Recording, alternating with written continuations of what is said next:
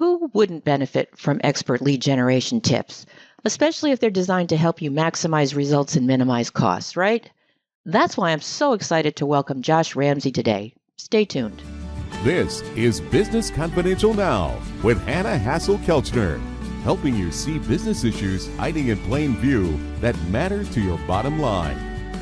Welcome to Business Confidential Now, the podcast for smart executives, managers, and entrepreneurs looking to improve business performance and their bottom line.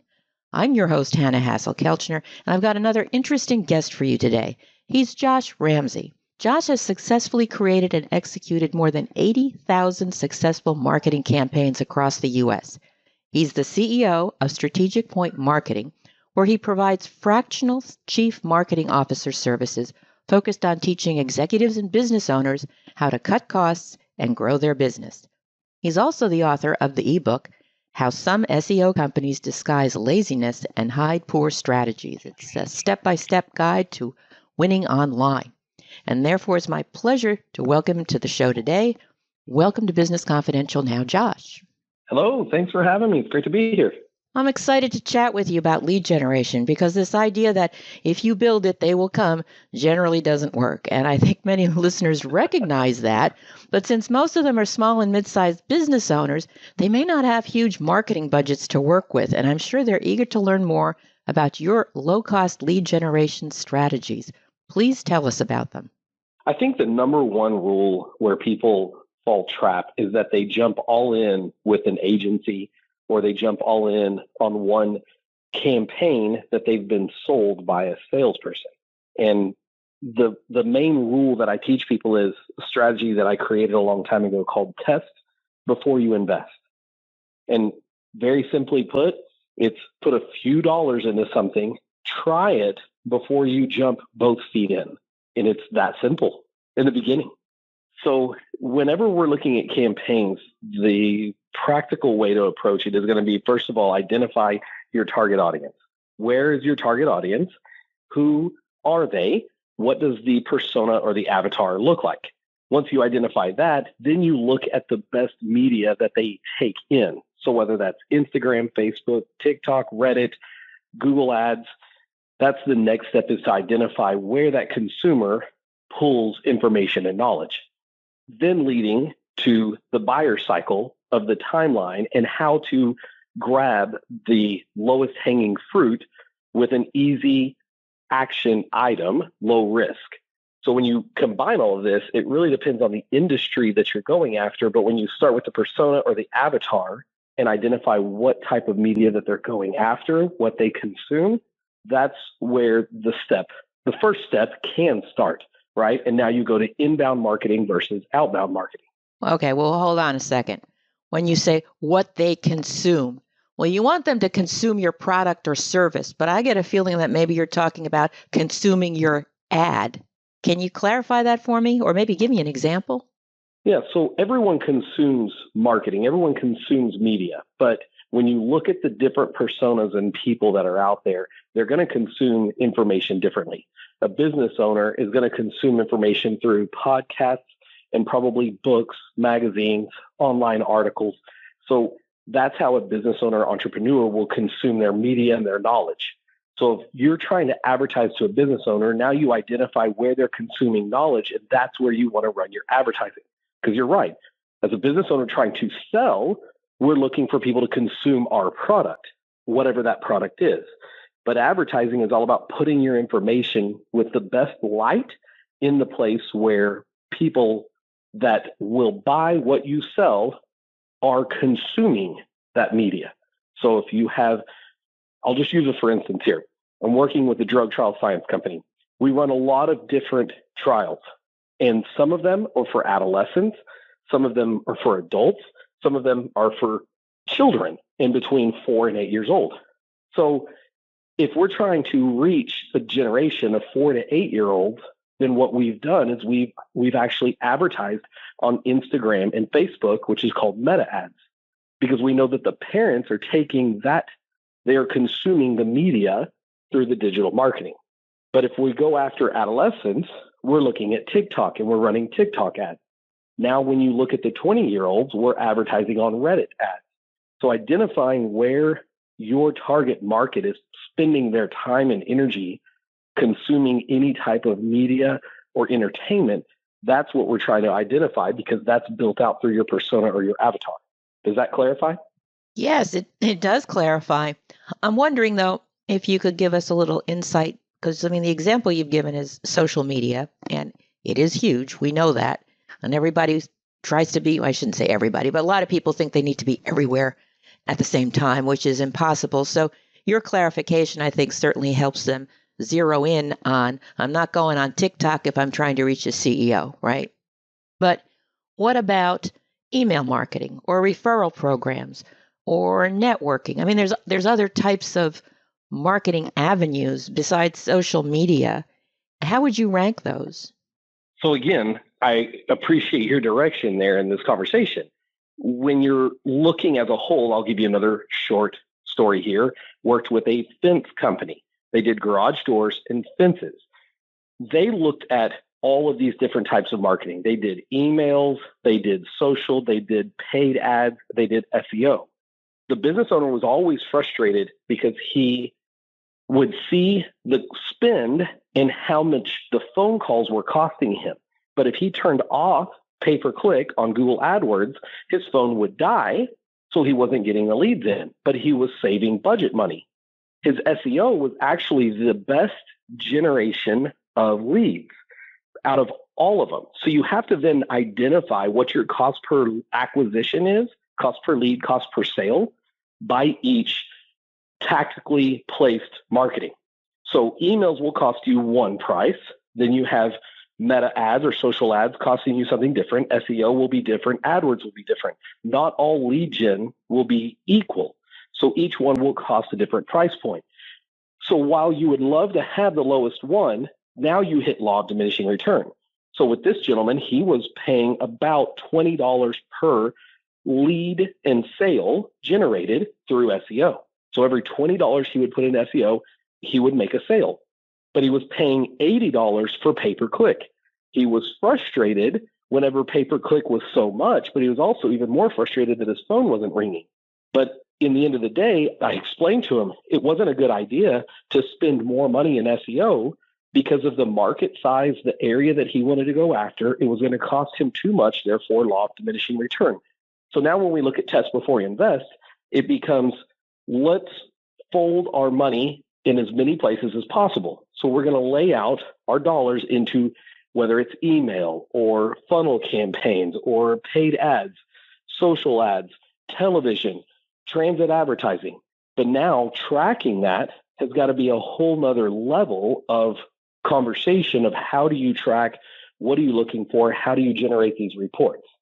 Well, the Does tracking that start to explain it? Well, yeah, that tracking just leads me right into my next question, because it's one thing to track it, but going back to where we started this conversation about, low cost and high returns here in terms of lead generation, right? Maximizing results and minimizing costs.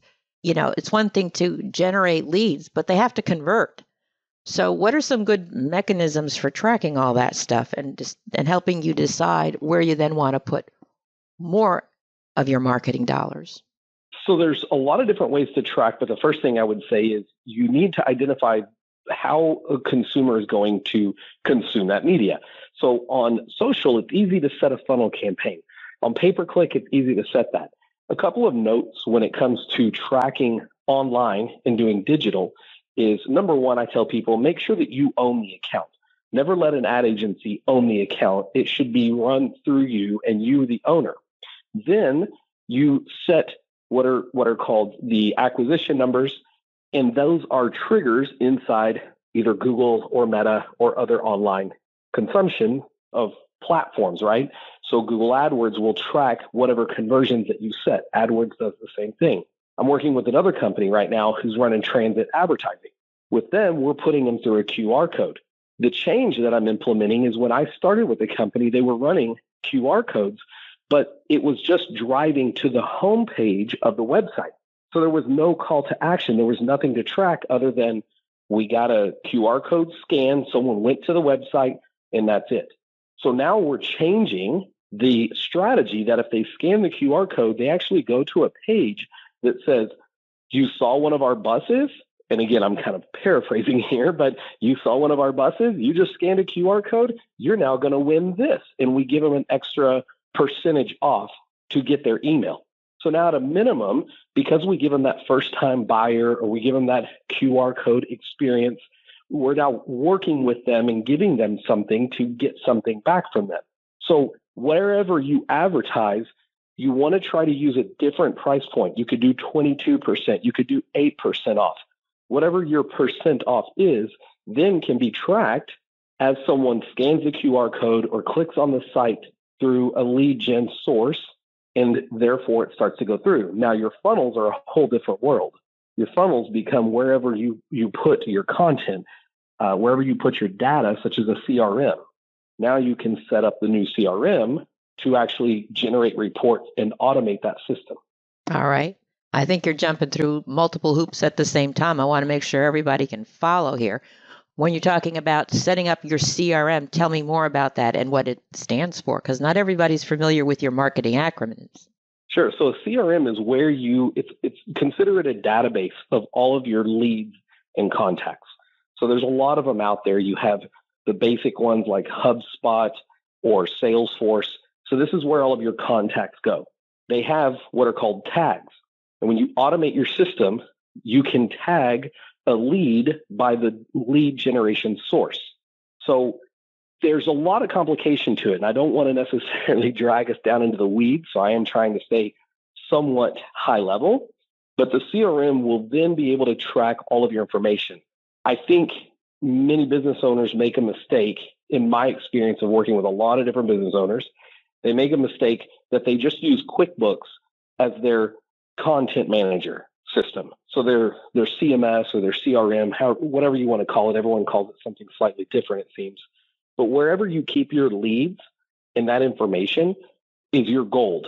So getting the email addresses to then email them, which I can talk about emails because you brought it up a minute ago of how to do newsletters and engage people better. But putting people into the CRM and then creating the trickle effect is really important.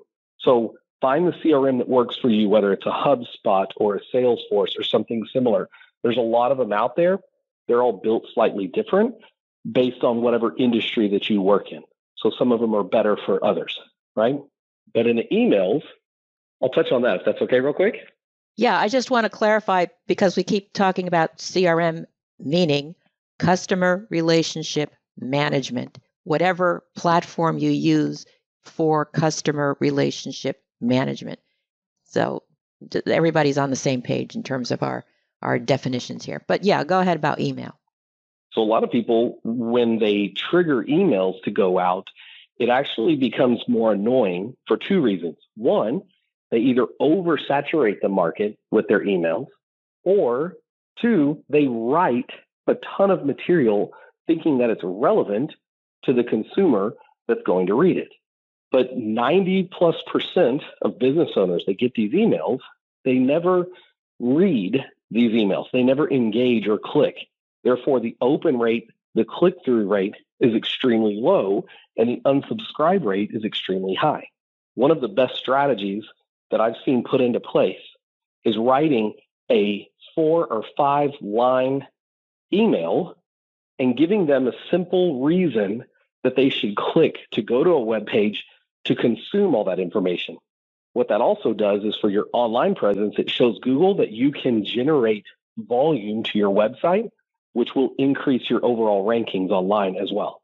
Well, that's so an simple interesting, little trick, but really effective. That's an interesting point about generating the clicks in order to improve the overall ranking and using email as a vehicle. But I don't know about your inbox, but I know looking at my inbox, there are some things where I look at the subject line, I look at who sent it, and I delete it. Very simple. Yeah. I especially like the ones like, do you have time for a meeting this afternoon? It's like, hell no, leave me alone. And there seem to be more and more of those. Like they think I got nothing else to do but wait for their email and set up meetings this afternoon. But what tips do you have about subject lines? Well, email marketing is always a tricky animal.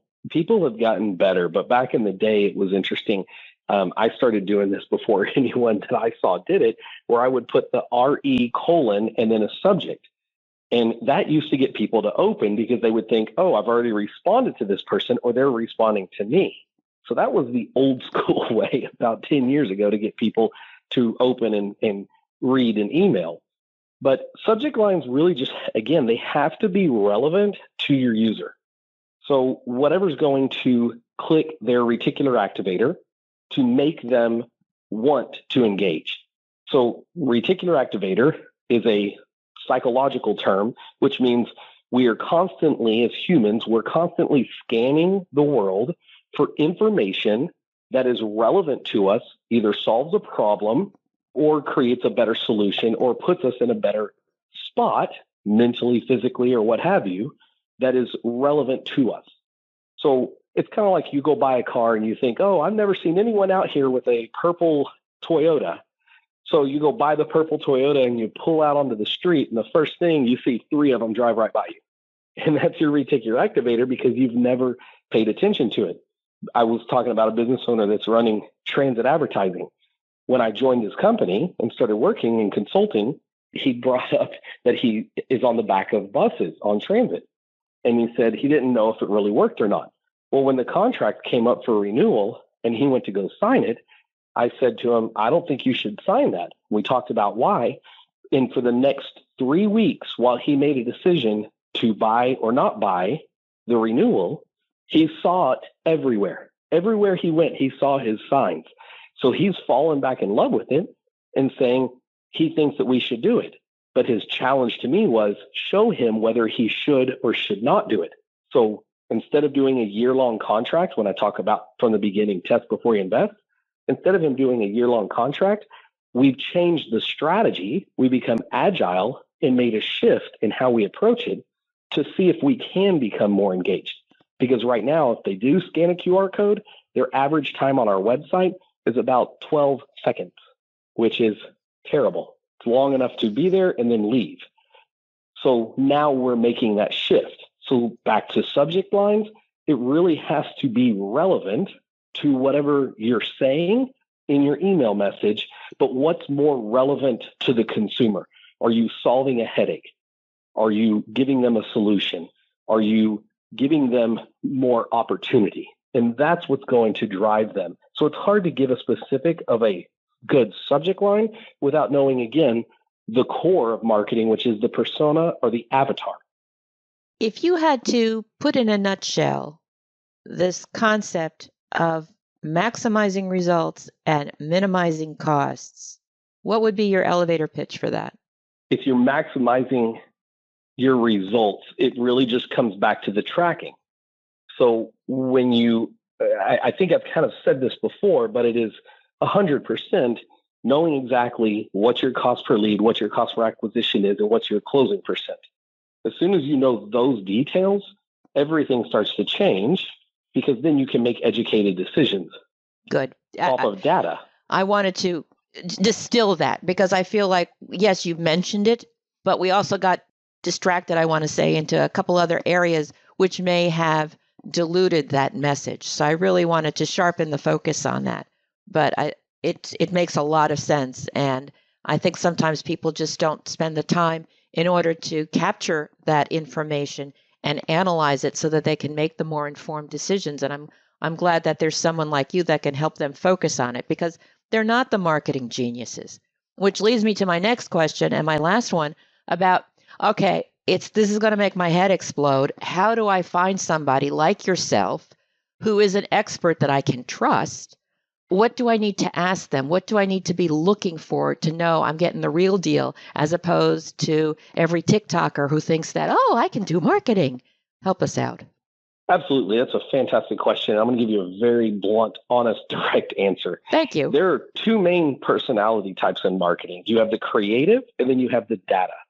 The data person is the analytical. They're a little bit nerdy. Sometimes they're hard to understand. They're hard to maybe get along with because if you're a business owner, you're much more like the butterfly. You're what they call the woo, where you want to talk to everybody. You want to be everyone's friend. And that's why you started the business because you're good at what you do and you like talking to a lot of people. The data person is a lot more like the accountant. They're not always friendly. Sometimes they're awkward, but they're driven by numbers. They're driven by data. So the answer, understanding that, is I would suggest give them the DISC test, D-I-S-C, the DISC test, and identify whoever you're going to potentially hire and work with, what type of personality they have. And what I would strongly suggest is that they are much more about analytics and data, and they understand how to put that data together to track information, to feed the business owner the best information based on facts and data, factual data that is unfiltered and going to give it to you raw. A quick example on that, just so everyone understands this, is that when you use a platform to feed you information, it can always be manipulated. So you have to look at the real source.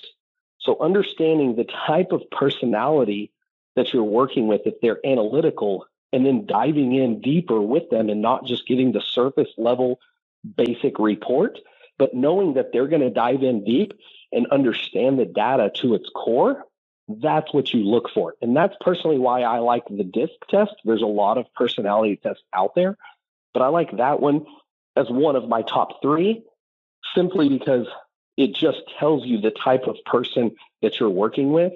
And therefore, the data that we've been talking about on this call, you're going to get if they are a data-driven person. Excellent.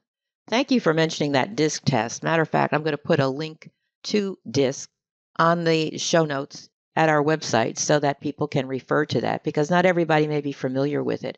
I know I took it many years ago, and it is kind of interesting, even for yourself, just to see what it comes back with. So, Josh, thank you. This has really been great. I appreciate your time and your insights about how to maximize our lead generation and minimize our costs, and being able to zero in on the data. If you're listening and you'd like to know more about Josh Ramsey, his work at Strategic Point Marketing, and the link to his ebook, Some SEO Companies Disguise Laziness and Hide Poor Strategies, that information plus the DISC link is going to be available along with a transcript at the show notes on businessconfidentialradio.com. I appreciate you folks listening today. Please be sure to tell your friends about the show and leave a positive review. We'll be back next week with another information-packed episode of Business Confidential Now. So until then, have a great day and an even better tomorrow.